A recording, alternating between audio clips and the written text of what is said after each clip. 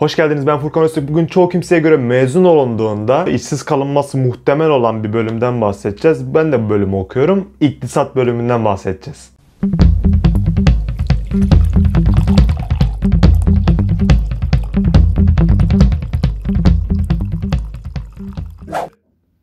Bu video biraz klişelerden uzak olacak. Daha geniş perspektifte bakmaya çalışacağım. Ve şunu da belirteyim, asla bu konuda uzman değilim. Sadece kendine naçizane deneyimlerimi aktarmaya çalışacağım. İktisat bilimi ya da ekonomi bilimi olarak da adlandırılan bu bölüm, ekonomi disiplininin temellerinin atılmasından bu yana ortaya atılan tüm ekonomik teorileri içerisinde barındırıyor. Eğer iktisat bölümünü okuyacak olursanız genel itibariyle ekonomi disiplini içerisinde yer alan birçok ekonomik teoriye özümseme sorumluluğuna sahip oluyorsunuz. Ek olarak da üniversite hayatınız boyunca işletme derslerinden seçmeli dersler alabiliyorsunuz. En azından bizim üniversite için böyle. Diğer üniversiteleri çok bilmiyorum ama yazmak istediğiniz üniversitenin iktisat bölümünün ders kataloğuna bakarsanız orada zaten detaylı bir şekilde dersleri görürsünüz. Şimdi sizin de merak ettiğiniz bir soruya geliyorum. İktisat bölümünden mezun olan bir kişi işsiz kalır mı? Şimdi bu soruya kısa bir cevap vereceğim. Ondan sonra biraz daha genişleteceğim. Şöyle söyleyeyim. Eğer sadece üniversiteye gidip gelirseniz, yani gününüz sadece üniversiteye git, dersleri gör, geri gel. Aynı bu şekilde devam edecekse, işte dışarıda arkadaşlarla gezeyim vesaire, bu tarz şekilde, tabi bunlar da gerekli. Buna asla bir şey demiyorum. Bu şekilde geçecek olursa emin olun çok büyük sıkıntı. Yani işsiz kalma olasılığınız çok yüksek. Şimdi klişe bir cümle var fakat oldukça yerindedir. Bu arada çok belirleyici bir nokta var. O da sizin kendinizi geliştirmeniz. Üniversitede kendinizi nasıl geliştirebileceğinize dair iktisat bölümü için konuşuyorum. Bu konuyu, şu anki konuyu bölmemek adına videonun son kısmına sakladım. Videonun son kısmında ufak detaylarla kendine naçizane fikirlerimi aktarmaya çalışacağım. Özetle eğer siz kendinizi sürekli aktif bir şekilde ileriye taşırsanız okulu bitirince asla sıkıntı çekeceğinizi düşünmüyorum. Bu biraz şans işi, evet, ama unutmayın ki insan kendi şansını kendisi oluşturabiliyor.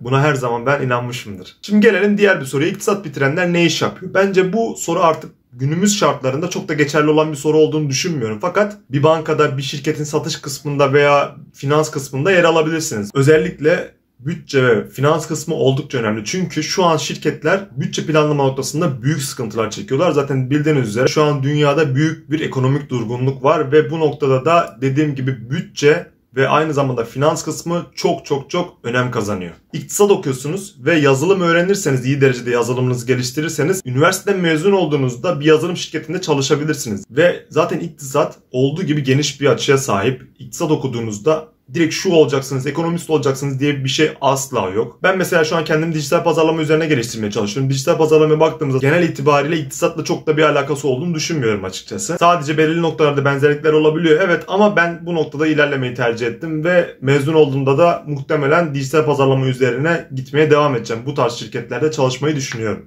Diğer bir soru ise iktisat okuduğumuzda matematiğimizin iyi olması gerekiyor mu? Her üniversitenin işleyiş ve ağırlık düzeyi farklı olabiliyor. Mesela ben Çukurova Üniversitesi'nde okuyorum ve Çukurova Üniversitesi'nde iktisat okumak gerçekten bazı noktalarda çok zor. Hatta ben 2. sınıfa geldiğimde ortalamam bayağı düşüktü ve bu okulu nasıl bitireceğim falan diyordum da şu an gerçekten iyi bir konuma geldiğimi düşünüyorum. Yani dediğim gibi bazı noktalarda aşırı zorlayabiliyor ama bana kalırsa matematik yönünden daha çok da matematiğinizin orta bir düzeyde olması yeterli oluyor bana kalırsa. Grafik okumanın matematikten çok daha önemli olduğunu düşünüyorum. Çünkü mikroekonomi, makroekonomi ve istatistik derslerinde size çok büyük kolaylık sağlar. Eğer grafik okumanız bayağı düşükse ne yazık ki büyük problemler yaşayabilirsiniz. Çok net söylüyorum. Şimdi grafik okumanın öneminden bahsettik ama tabii ki bu geliştirilebilir bir özellik. Asla gözünüz korkmasın. Yani belirli grafiklerin temel mantığını algıladıkça bu işi kolayca çözebileceğinizi düşünüyorum. Tabii bu konu sizin daha iyi bileceğiniz bir konu. Şimdi iktisat okumanın artıları nelerdir? Bu noktaya değinelim. Şimdi tüm samimiyetimle şunu söyleyebilirim. Bu bölümü bitirdiğinizde veya bu bölümü okurken size kesinlikle şu artılar olacak asla diyemem. Çünkü iktisat derya deniz. Gerçekten derya deniz. Çok büyük bir çerçeveye sahip. Ve aynı zamanda birçok bilgi var. En önemlisi birçok teori var. Ama bana sağladığı artılardan size bahsedebilirim. Benim büyük ölçüde bakış açımı geliştirdi. Ve dünyadaki ekonomik dengeleri daha çabuk kavramamı sağladı. Ve siz de biliyorsunuz ki zaten şu an günümüz dünyasında birçok konu, birçok olay ekonomi temelinde gerçekleşiyor. Burada dengelerden kastım ekonomik dengeler, ekonomi içerisinde barındıran dengeler. Özellikle kişisel anlamda da analitik düşünce yapımı ve soyut düşünce kavramlarımı geliştirdi. Yani bunları çok net bir şekilde söyleyebilirim. Bu arada konuya küçük bir ara veriyorum. Üniversite deneyimleri, girişimcilik ve dijital pazarlama gibi birçok alanda içerikler üretiyorum. Eğer ilginizi çekiyorsa abone olmayı unutmayın. Şimdi devam edelim. İktisat bölümünü kazandınız. Oh mis. Ve şimdi üniversiteye girdiniz. Güzel. Emin olun kendinizi geliştirmek istiyorsanız ilk soracağınız soru şu olacaktır. Ben ne yapacağım?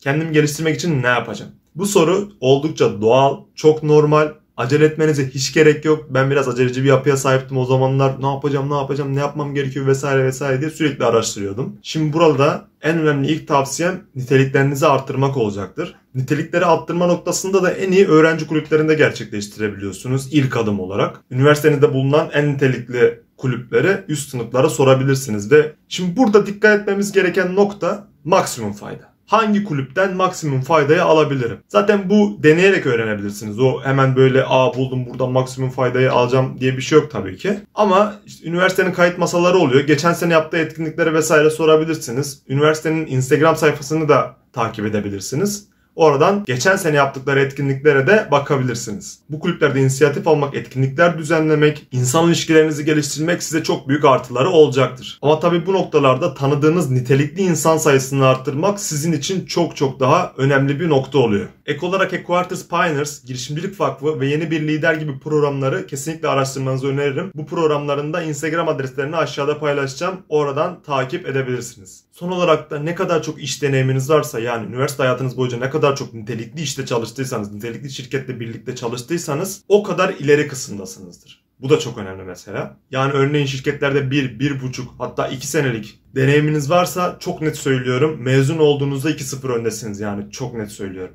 Ve bu şirket global veya ulusal bazda çok önemli bir şirketse yani çok net söylüyorum bu sefer 3-0 öndesiniz. Benim önereceklerim ve söyleyeceklerim bu kadardı. Beni izlediğiniz için çok teşekkürler. Kendinize çok iyi bakın. Sorularınız olursa yorumlar kısmından bana sorabilirsiniz. İçeriklerimi takip etmek isterseniz de abone olabilirsiniz. Ve bu videonun size fayda sağladığını düşünüyorsanız da videoyu beğenebilirsiniz. Kendinize çok iyi bakın. Sağlıklı günler diliyorum. Hoşça kalın.